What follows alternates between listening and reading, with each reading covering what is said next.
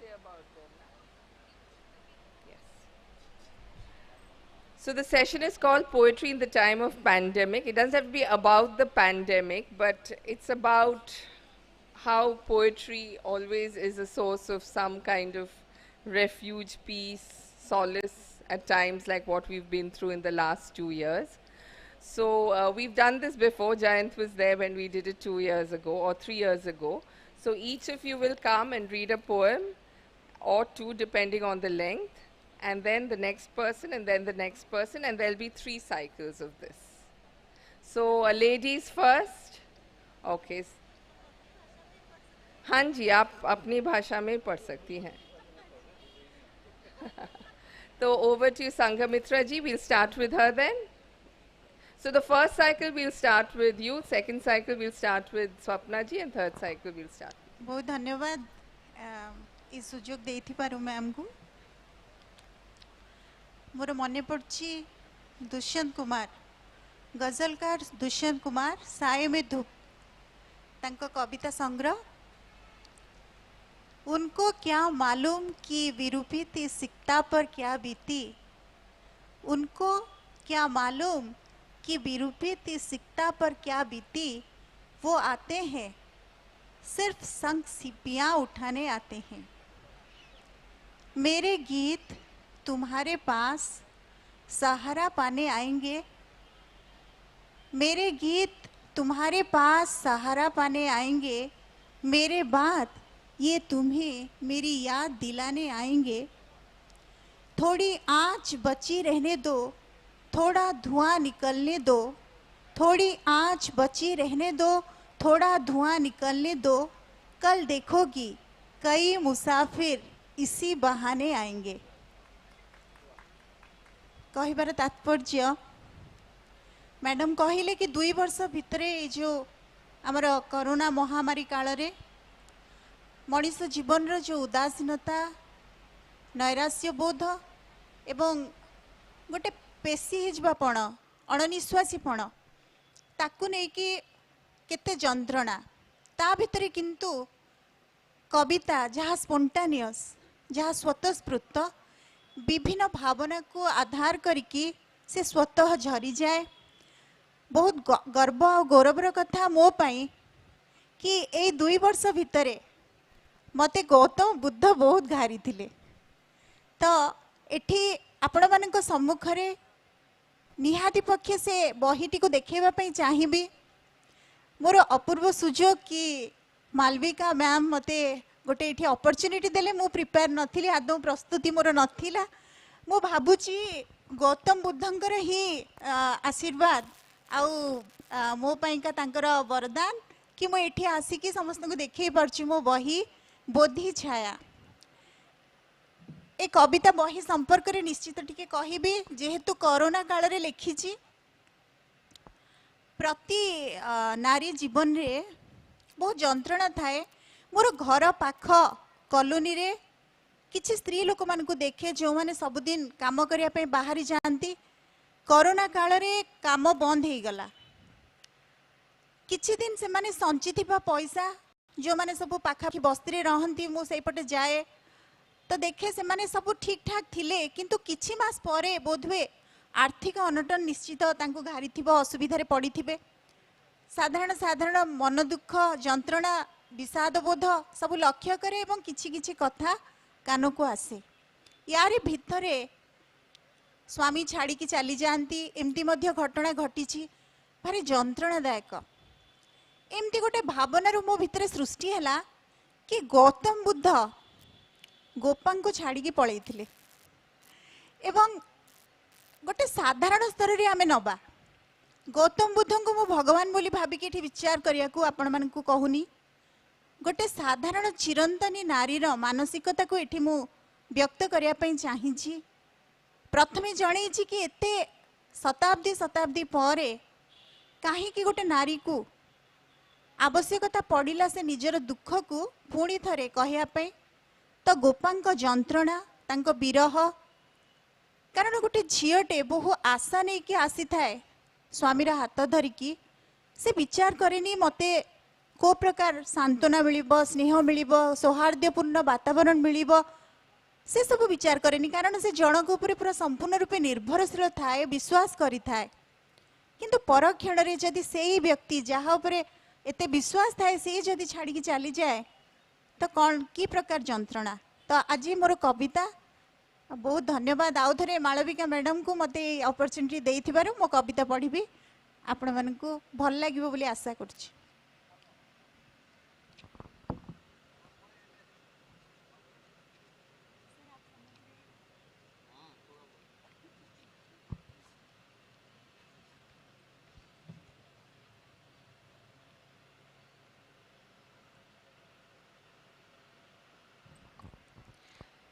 Niruta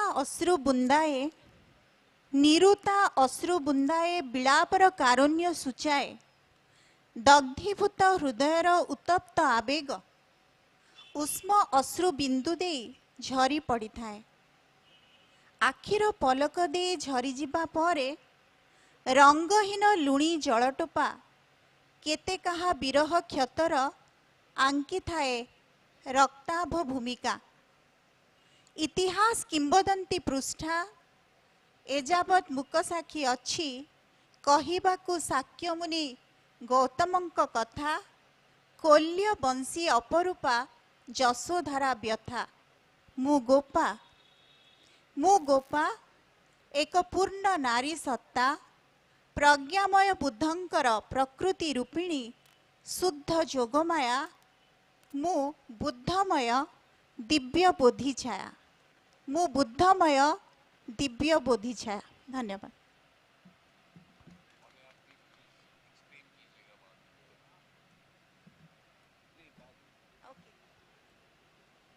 ma'am आपण को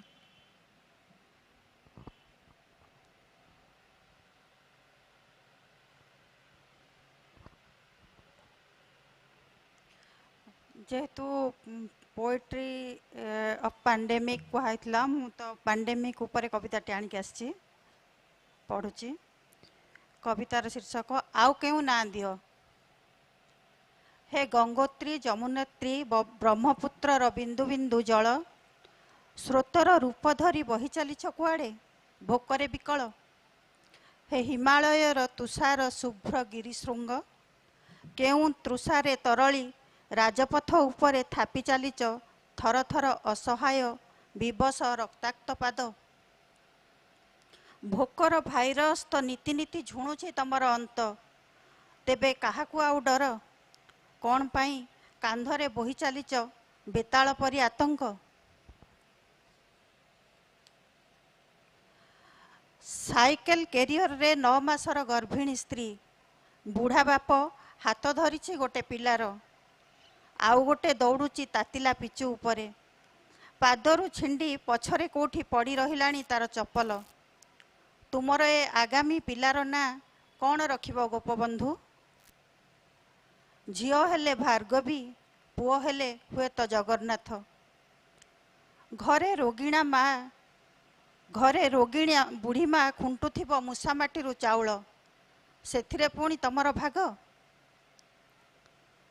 दी कोଳରେ दीटा छुआ मुंडरे एते बड़ गंठिली धरी काहींकी धाइंच आनिबेशांत बेंगालुरु बाणपुर। उपरे डह डह खरा तले पादर चमड़ा छिंडी पिचु सह मिसी जाउची रक्त। पेटरे अनाहारर कराल डाक लुह नाल सिंघाणी एकाठी करी धाइंच रेल धारणार जे उद्धार करबा आगरू मरी जाउची ईश्वरर विवेक। जाओ जाओ रास्ता कड़ नालरू पानी दी मुंदा पेई दियो छुआंकू। चारियाडू माड़ी आसुची द्रोह क्रूरता दलालीर आतंकी हाथ। बुझिल तो जली सारिछि धर्मर शब पड़ी रहिछि खाली हाड़ फुटाक। ताकू रेकेटिबाकू दल दल बिलुआ गधियांकर षड़यंत्र।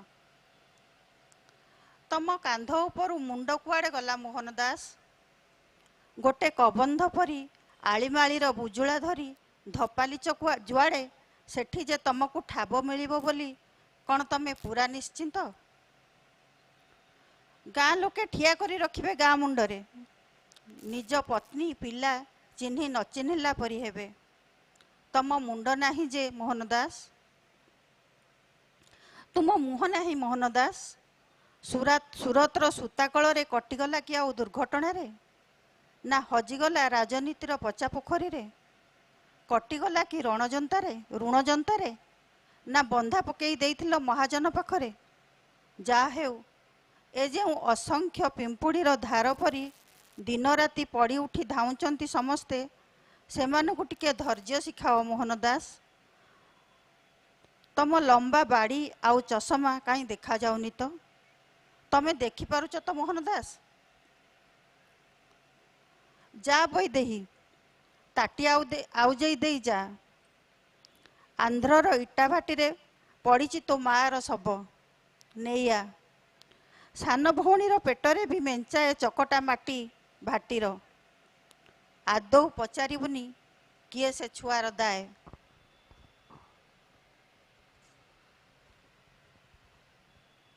दलाल मालिक कि ठिकादार पचारिबुनी किए से छुआर दाए चुपचाप चली आसबू कोकेई सजाड़ी माँ मुहरे निया देबू इज्जत कहिले पशापालीर गोटी इज्जत खंडे बासी रुटी इज्जत पुलिस रो लाठी मने रखिबू तुम अरटर चक भांगी खंड खंड पंजरा काठी परी दिसुची धाड़ी धाड़ी लोकंक छाती कंकाल रे कस्तूरबा ढांकी देबाकू तम पाखे अछि कि खंडे खदड़ लुगा बाबा साहेब कृतज्ञतार छुरी परी बेकमुंडारे भूसी हेउची संविधान जात्रापाटीर संलाप परी घोषा होउची मंचरे जुईर पाउंस परी उड़ुची फर्द फरे फर्द तमे एते बेले कोठी आंबेडकर अछि कि आउ खाली जगह लेखन तो नहीं किछि नुआ अक्षर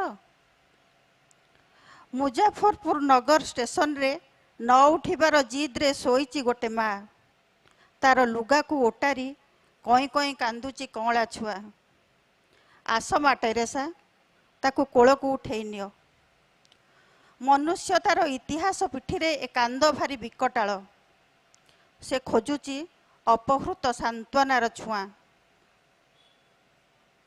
सबु धर्म तेजी चलीचंती ए जो धर्म छड़ा माने से माने कोठी नेबे आश्रय कुह सन्थ महाप्रभु सबु कामना विनाश करी चलीचंती जे से माने शरण न मागी मरण दुआरे ठिया मनीष मानक पई अछि कि किछि नुआ श्लोक ठुंटा गछर डाल परी हाथ टेकी देइथिबा मनीषर आत्मा एबे काहाकू करिवो भय गोटे खाद्य पुड़िया रे थाए केते गुंडा भात सरकार गोटे खाद्य पुड़िया रे थाए केते गुंडा भात सरकार केते मुठा अन्न रे पूरे गोटे हताश बुभुक्षु आत्मा कुह बापू दारिद्र्य अभिशाप बोली कहूथिल परा आज ये प्रायोजित दारिद्र्य को आउ केउ ना देव कुह कुह बापू आउ केउ ना देव कुह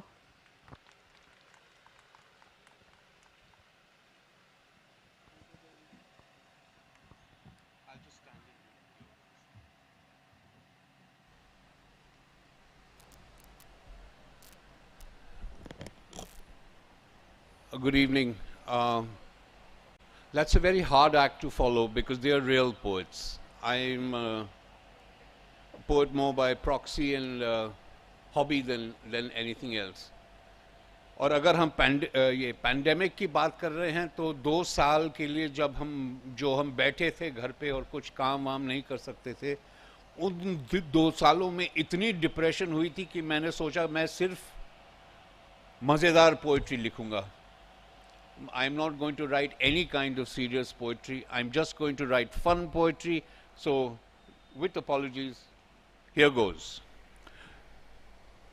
You'll find out soon. Oh, और please मैं अंग्रेजी में हिंदी में switch करूँगा माफ कीजिएगा.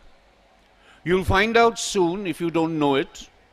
All you guys out there are serious poets. At best, I am a clown. So if you please bear with me as I do a striptease, all I am is a cabaret act. I'm not a poet, and that's a fact. I hated verse. rhymed blank or free. Wordsworth and Keats always stymied any feelings I had for an ode or three, and Browning and his ilk murdered it for me. Many years later, when on the stage, I met an actor.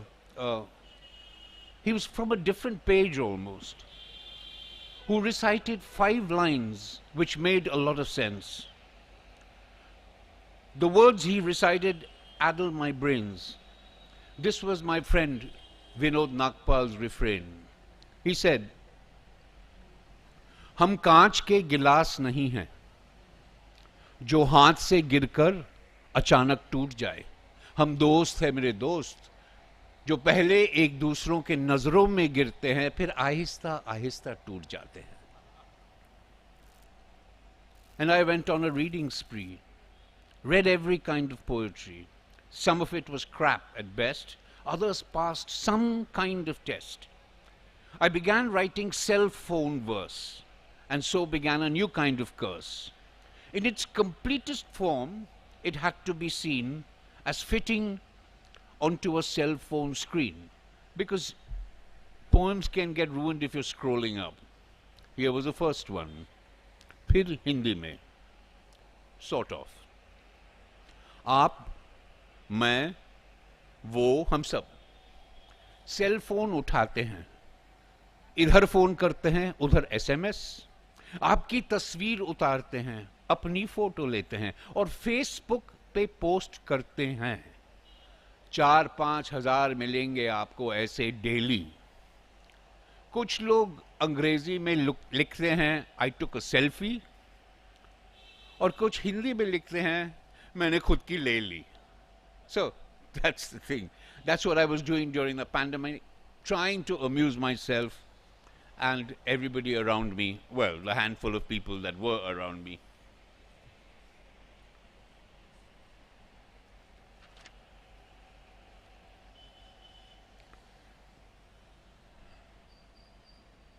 On one of my birthdays, Ogden Nash got added to my poetry stash. And when I feel blue, his sense of absurd gives me courage and makes me centered. A few words in Ogden Nash's style can change a mood, raise a smile.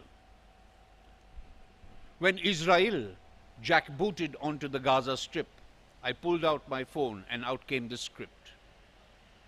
Would Ogden gnash his teeth as he thought how odd it was, of God it was, to choose the Jews, but not so odd it was, as the chosen ones, to choose another's home to squat in. Oh, it was. And around that time, a friend lay dying of cancer in a hospital room. A window opened, Nash came in flying, in came the light and out went the gloom. A malignant tumor has no sense of humor, said my friend who'd gone through surgery. Thank God, I've got just 2 breasts and not 3. A last attempt at Nash-like verse, I promise. I'd gone out to an outpatient's to check my epiglottis, that flap of cartilage behind the root of the tongue that protects when you swallow your windpipe and lung. Apollo Gleneagles was the name of the clinic. Apollo Gleneagles sounded schizophrenic. Gleneagles? Apollo Gleneagles? It's not their fault that it feels like a bar selling single malt. And aside, I believe they've changed their name when I read this poem out to them. Now, after years in Bombay, I spent many, many years in Bombay, we took a call to pack our bags, come back to Bengal. And while stacking, packing and yakking, suitcases littered the floor as we tracked backpacks and haversacks. We munched on snacks and Jack Kerouac, who sort of stumbled out of a cutlery drawer. In Calcutta, one of the first lunches we ate when we got here was bhat, chana dal and shorse bata mach.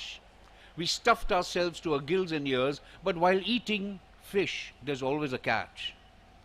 Because fish fingers aren't white strips dipped in batter, fried golden brown, served up on a platter. Fish fingers are those that you sniff 4 hours later and remember the Ilish you ate with your hands.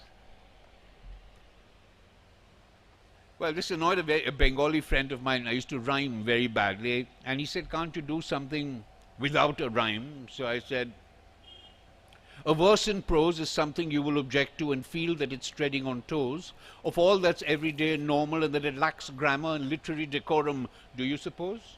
You can get on with what you're doing and mind your own business. As meter, rhythm, and rhyme go all over the place, who the hell knows? Some folks write for fame, some write for money. I just write because life is so funny." And sure enough, he walked off in a huff, and the next one I wrote was for that idiot, which I will read in the next round.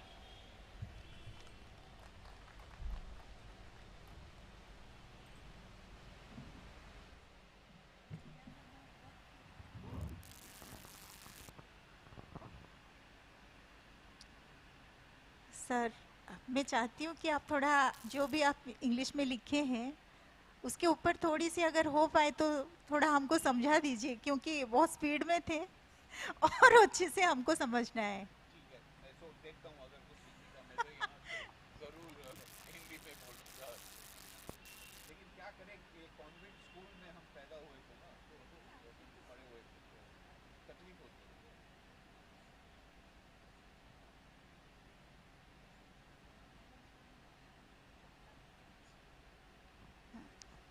Swapna madam, आपण को अनुरोध करुच्ची कि ये जो आमर corona काल रे जो प्रकार समस्या देखी आमर भारतीय समाज सामाजिक जनजीवन जो प्रकार आगु को बढ़ी कि प्रकार मानसिकता आपण अनुभव करचंती ता उपरे आपण टिके कहंतु। एवं कविता तो बहुत सुंदर थिला आपनकर, हम टिके कथा हे जिबा से विषय रे। प्रकृतरे कहबाकू गले माने बहुत व्यापक क्षयक्षति दुर्दिन दुर्दशा भितर आमे गत 2-3 वर्ष बीते आज ए समय आसी पहुँचीचे। या कवितार किसी भी कह जापर ना, या मु योजना रखी उपन्यास लिखी कवितार छुई हेनी ये सब जिनस को तो अधिक आ कौन कह एठारे उपस्थित समस्त उद्देश्य रे जेहेतु मते टिके कहिबार सुजोग मिली तो मु चाहूची किछि कथा जहा टिके कहि पारे नथिली मोर सखाळ सेशन रे। प्रथमे आमे जानिबा निश्चित भाव रे जे गोटे कविर कवित्व को कथा को नै कि आधारित, गोटे पोएट केमती हबा उचित तार मध्य एलिजिबिलिटी क्राइटेरिया गोटे अच्छी, सेटा छोट मुहरे बड़ कथा हे जिवो। तथापि पोथी पढ़ी पढ़ी जग मुहा पंडित भय ना कोय, पोथी पढ़ी पढ़ी जग मुहा पंडित होए ना कोय, 2.5 अक्षर प्रेम का पढ़े सो पंडित होए। कबीर दास ए पदटी को एठी मु रखिली, पुणी आसीबे ए पद को पुणी मोको कहाँ ढूंढे रे बंदे मैं तो तेरे पास रे, मोको कहाँ ढूंढे रे बंदे मैं तो तेरे पास रे, नामे देवल नामे मस्जिद ना कावे कैलाश में, पर खोजी होए तो तुरंत मिली है पल भर की तलाश में। कहे कबीर सुनो भाई साधो सब श्वासों की श्वास में। ये दीटा कवितार पंक्ति आपण मानक सम्मुख रे एथिपाई कहली, ए दीटारे गोटे कविर कवित्व को जागृत करिवार संपूर्ण रूपे भावसत्ता एथिरे सन्निवेशित होइकी अछि। प्रथमे मते तू कोठी खोजुचु, तू देउल रे खोजुचु, मस्जिद रे खोजुचु, काबा रे खोजुचु, कैलाश रे खोजुचु, किंतु चारियाडे जीवा दरकार नहीं, निज भितरे खोज। एवं मो सांगे सांग तते तत्क्षणात मिली जीवी क्षणिक मात्र गोटे मुहूर्तक भितरे तोर श्वास और प्रश्वास भितरे। आमर ओडिया रे अछि बहु चाली न जानइलो तार पाद पड़ु थाए बंका, जेउ दिन बहु सड़खे चलिब से दिन पड़िब डका। कहिबार तात्पर्य होछि श्वास और प्रश्वास रो ए जो आगमन आउ जीवा और आसीबार ये जो नियम जो प्रणाली जो प्रक्रिया आरी भितरे मनीषर जीवन केते साधारण कथा किंतु बहुत बड़ कथा आरी भितरे हमको बंचिबा को हुए एवं ये बंचिबा भितरे मनीष को निर्णय करिया को हुए जे से किपरि जीवनटे बंचिब एते घृणा असूया परश्री कातरता ईर्षा द्वेष ए सबु भितरे गोटे मनीष थाई कि केबे हेले कवि हेई पारे नाही कवि हेबा पई आर ऊर्ध्व को जीवाकू हुए एवं निज भितर निज को खोजिया पई हुए आत्म अन्वेषार आवश्यकता रही कबीर कहउचंती कबीर दास को वाणी का डिक्टेटर आचार्य हजारी प्रसाद द्विवेदी कही वाणी का डिक्टेटर भाव और विचार जो प्रकार आसे से प्रकार शब्द चली जाए कविता विषय बेसी किसी कहि परिबिनी भाव और विचार जो प्रकार आसुथिला से प्रकार शब्द संयोजना कबीर दास करुथिले तेणु वाणी का डिक्टेटर तांको कुहा जाउथला तो गोटे कवि पाइका मु भाबे आत्म अन्वेषण निज को खोजिबार सेल्फ रियलाइजेशन सेटा होची बहुत गुरुत्वपूर्ण कथा सेल्फ रियलाइजेशन आमे केमिति करिबा serve love give purify meditate and realise एटा आध्यात्मिकतार कथा मु कहू नाही सर्व आपण जेते कहूथिबे जे मु मो माटी माँ पाई साहित्य पाई मोर परिवार वर्ग पाई मु बहुत सतर्क अच्छी मु भल पाउची खाली कहिले हब नाही आमको प्रमाणित करिया पई पड़े आमको देखेबा पई पड़े किछटा देखेबा के पई मध्य पड़े जे मु कोन करूची एवं तापरे ही मन भितर गोटे देवार भाव आसे जहाँ को आपण service to mankind service to God को कहती तेणु सेतिकी बेले जड़े कवि उच्चारण करे in every tears in every single tears that is shed I feel myself crucified कि प्राणी को आर तो दुख अप्रमिता आमे घोषी देचे आमे प्रति मुहूर्त रे सब कथा को आलोचना करुचे किंतु एटा एते बड़ बौद्धिक सभा ए सभारे एतिकी कहबी जणे भी शुणु किंतु गोटे कवि हबा पई हेले तार चातुर्यपूर्ण शब्दर उच्चारण किसी आवश्यकता नहीं भाव आ विचार आवश्यकता अछि भाव कोठु आसीबो निज भितरे निज को अन्वेषण करिया को पड़े एवं निज को खोजी पाइले ही आमे भाव आनी परिबा निज को केमती खोजिबा अहमर विलय एवं ता परवर्ती पर्याय रे मु आपन को कहिथिली जे 2.5 अक्षर प्रेम का जो कथा को आमे आज मनोज दास को ऊपर आलोचना कले स्तंभ केमती समय को बांधी रखे ता ऊपर आलोचना कले जीवंत कथा को केमती माने गोटे क्रिएटिविटी गोटे पार्ट भाव आमे नहीं परिबा साहित्यटा केमती जीवंत हो परिबो ता कथा मध्ये आलोचना कले से आलोचना करिवार पछरे कौन रही आंतरिकता सहृदयता संवेदना तेणु गोटे कवि साहित्यिकर प्रथम कथा है से संवेदी हम अन्य को बुझीब अन्यर चेतना को अनुभव करिब अन्यर दुख को बुझी पारिब खाली कहले हेब नाही अनुभव शक्ति को विस्तारित करिया को हुए एवं आउ गोटे कथा जे आमे खाली चर्चा करुचे आलोचना करुचे विश्व को शांति विश्व रे केमती शांतिर प्रतिष्ठा करिवा जोठी कि आमे हमर पारिपार्श्विक अवस्था भितरे मध्य केही काहाकू आंतरिकता दृष्टि रे देखु नाही अन्य प्रति घृणा अच्छी ईर्षा अच्छी द्वेष अच्छी तो गोटे कवि मु जेतेबेले गोटे जागा रे बसुची गोटे साहित्यर चर्चा करुची प्यूरिफिकेशन दरकार कि संशोधित होइतबा दरकार संपूर्ण रूपे मानसिकता रे कलुषितपण जदि अच्छी आम साहित्य क्या कहले स्पर्श करि परिबो नाही तेणु आमको सबुबेले लर्नर अवस्था रहा पड़े आमको सबुबेले पाठ पढ़ा अवस्था शिखा अवस्था रहा पड़े एतिकी कहबी आपण तो सुजोग देइथिबार बहुत बहुत धन्यवाद थैंक यू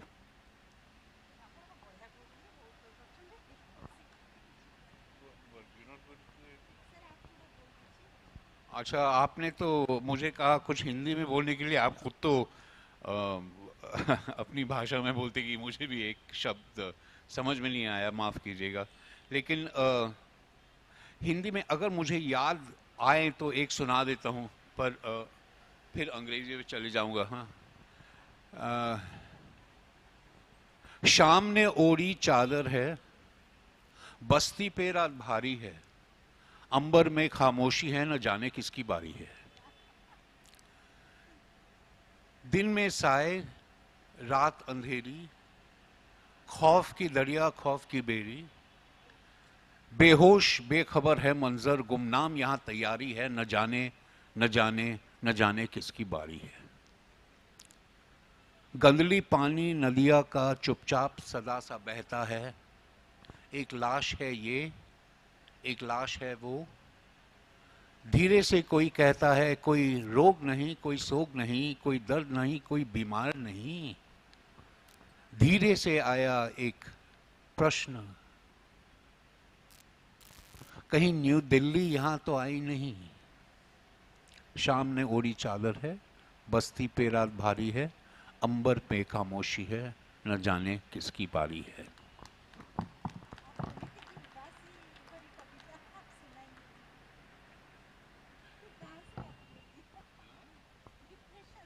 डिप्रेशन, अब कहाँ बताऊँ, हम तो मजाक करने आए थे यहाँ और आपने डिप्रेस करवा दिया, अब क्या करूँ। Okay, here's back to some fun now. Calcutta has been a wonderful muse, there for me to abuse and sometimes accuse and sometimes get confused, but always, always amuse. And give me an excuse to write about anything and everything in this whole goddamn world and never refuse to air my views. And if I had the strings, I'd play you the blues, but I don't have them.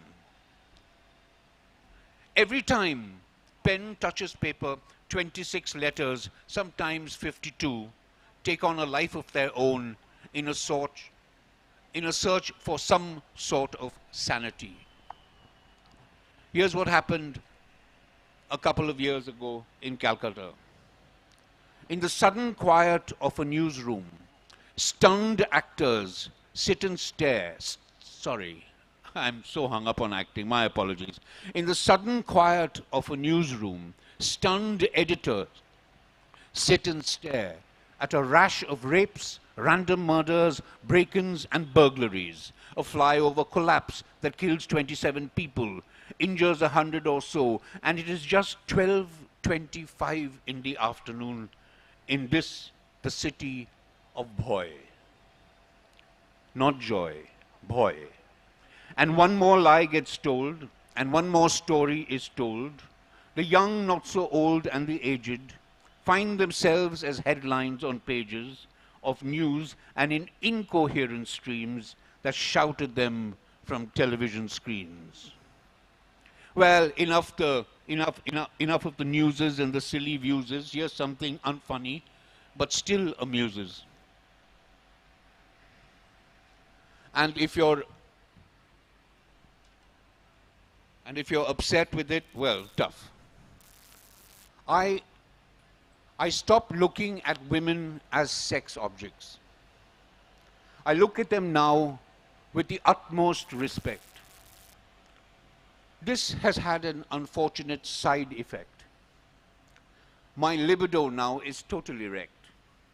The Peter principle makes total sense, and mine has reached its level of impotence. Now, this is true, the next one, maybe not the numbers, but 11 friends I had one common desire, to die after their wives had died. But with nary a sound and a secret smile, their widows find life very worthwhile.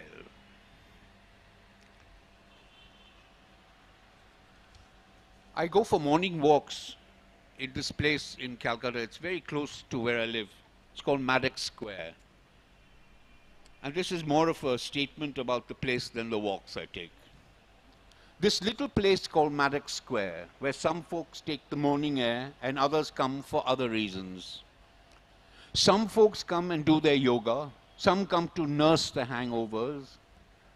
They come around in all the seasons. some for walks and calisthenics, some practice for the next Olympics. I come to watch the laburnum trees. But on one side, they've built an ugly temple. On the other, a toilet has been assembled.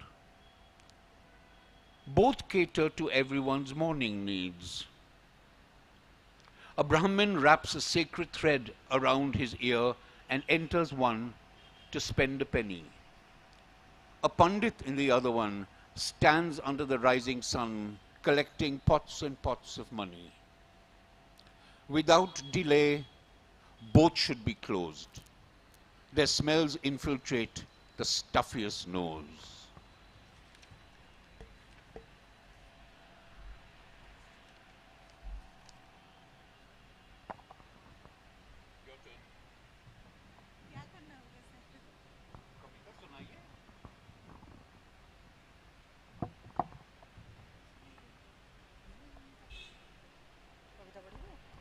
अब आप हिंदी में सुनाइए.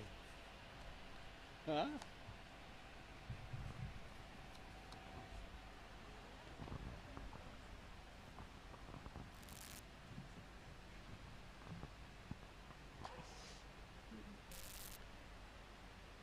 फैसला. उंगली जरा सी टेढ़ी कर दी होती तो इस वक्त घी होती मेरे हाथ में. भात की थाली से निकल रही होती भीनी भीनी सुगंध. मज़ेदार स्वाद से जीभ पिघल जाती, भर गया होता अंतर्मन. उंगली जरा सी टेढ़ी कर दी होती तो इस वक्त जगमगाती रहती मेरी चारी दिशाओं. ऐश्वर्य से भरा होता मेरा अंदर बाहर.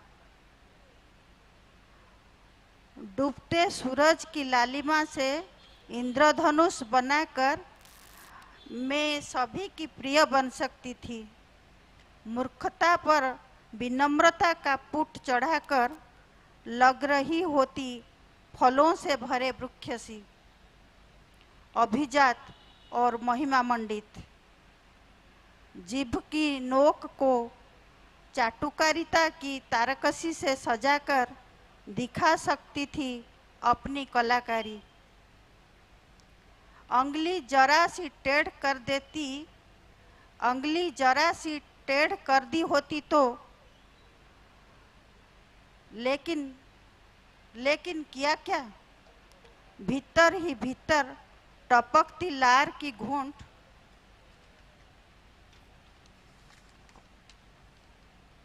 निगल रहे लोगों के सामने बखानने लगी घी से नुकसान की बातें. कहा, भात में ही होता है एक दिव्य मिठास और शक्तिदायिनी जीवनमयता. कोरे भात में होता है एक अपनापन, एक अलग सी तृप्ति जो किस्मत वालों को ही मिलती है.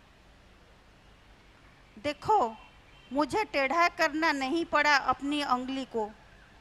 लोहे से फैसले को पिघलाने की जरूरत ही नहीं पड़ी. चुनना नहीं पड़ा जीने के लिए अलग कोई रास्ता. देखो, साफ उंगलियों से अभी भी मुझे विमल स्वाद मिल रहा, जबकि चिकनाई उतरी हुई हथेली को चाटे लोग पछतावे की आहें भर रहे.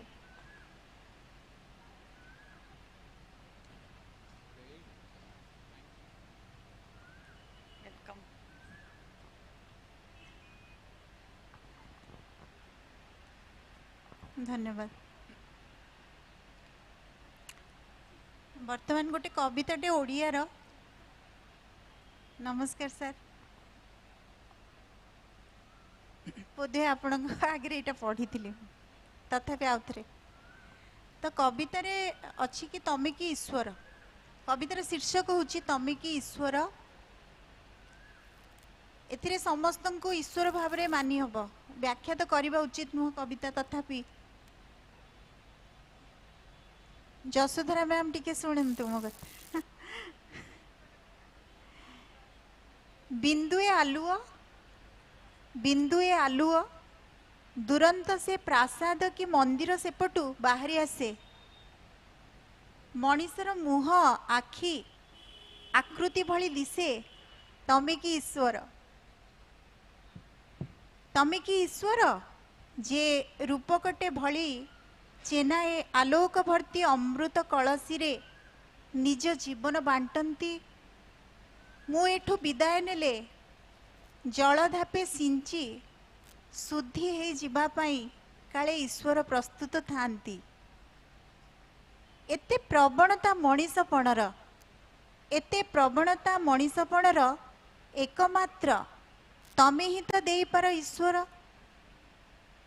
जाबतीय क्षोभ ढोकी अन्य आगे तमे ही तो हसी पार ईश्वर ईश्वर भितरे थिबा अणु अणु जंत्रणार स्वरलिपि ईश्वर भितरे थिबा अणु अणु जंत्रणार स्वरलिपि मो हृदय को अस्वस्थि रे भरे सादा हस जेबे काओठरे भौरी खेलाए लागे ईश्वर हसिले सादा हस जेबे काओठरे भौरी खेलाए लागे ईश्वर हसिले कृषविद्ध जीवन तमर बिंचु थाउ संसार रे कृषविद्ध जीवन तमर बिंचु थाउ संसार रे मो भली अनेकंक पई विभूतिर धार तमे कि ईश्वर तमे कि ईश्वर धन्यवाद thank you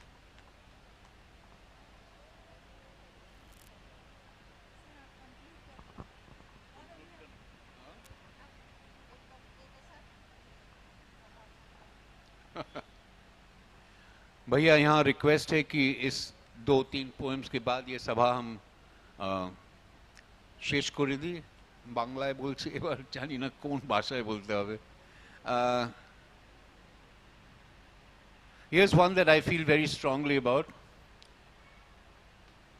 The Hindus kill the Muslims kill the Jews, and an eye for an eye can make the world go blind. I am not complaining. I don't have to choose, because atheists like me will be all that's left behind. And to complete the thing, it's again अंग्रेजी में मैं ये छोटा सा गाना है कविता है actually लेकिन मैं गा लूँगा और उसके साथ हम ख़त्म करते हैं ये मैं जब घूमने गया था नदिया डिस्ट्रिक्ट में वहाँ कुछ बाउल सिंगर्स से मुलाकात हुई थी तो मैंने सोचा अंग्रेजी में क्यों नहीं एक बाउल गाना लिखूं और उन्हीं लोगों ने इंस्पायर किया था उन्हीं लोगों को मैंने सुनाया था और one of them knew both languages so he translated it and they gave me lots of muwa that night. I'll tell you that much. So here it goes and with this we'll end. Excuse my false notes that I hit. I'm a baul singer and I know that I am free. I'm a baul singer and I know that I am free. I don't need an Aadhaar card to tell me I am me. I don't need an Aadhaar card to tell me I am me. They say they'll close my bank account, but I just have to laugh. They say they'll close my bank account, but I just have to laugh. Arey, what the hell are they going to do with 1.5 rupees? What the hell are they going to do with 1.5 rupees? If they won't burn my body, then let it do some good. There was a time when they were talking about if you don't have an Aadhaar card, they won't cremate your body. I think that's true actually now. If they won't burn my body, then let it do some good. Throw it on the road, at least the crows will get some food. Throw it on the road, at least the crows will get some food. I'm a baul singer and I know that I am free. Without an Aadhaar card, they say, I'll lose my dial tone. Without an Aadhaar card, they say, I'll lose my dial tone. While talking to the Almighty, who needs a telephone? While talking to the Almighty, who needs a telephone? Thank you. And we'll wrap. Sorry?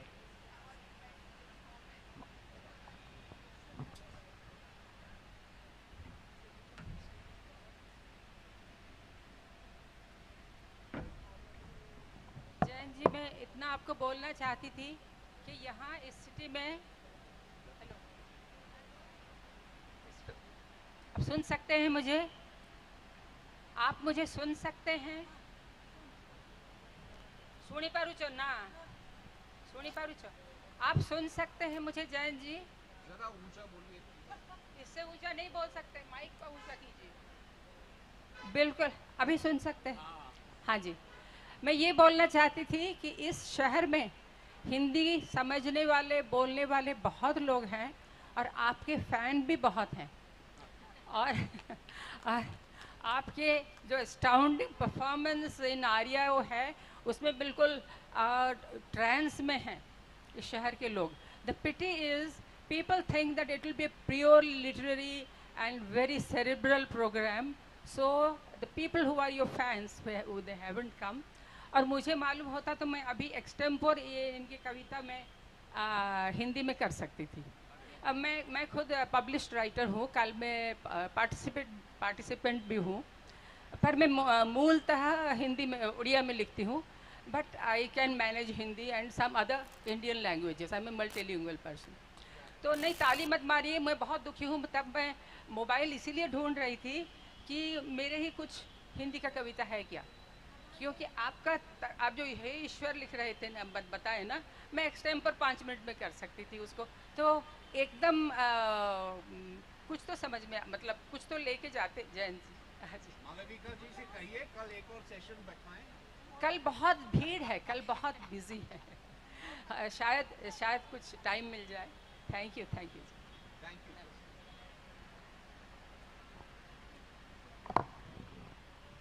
Thank you. Thank you so much for the poetry, which keeps us going even in the times of the pandemic. This was our last session of the day at this venue. There's a program called the Lockdown Liaisons, which is a play at the Rail Auditorium. All of you who would like to attend but don't have passes, you can take them from us here, and we hope to see you all there. The play begins at 6:45 p.m. Thank you.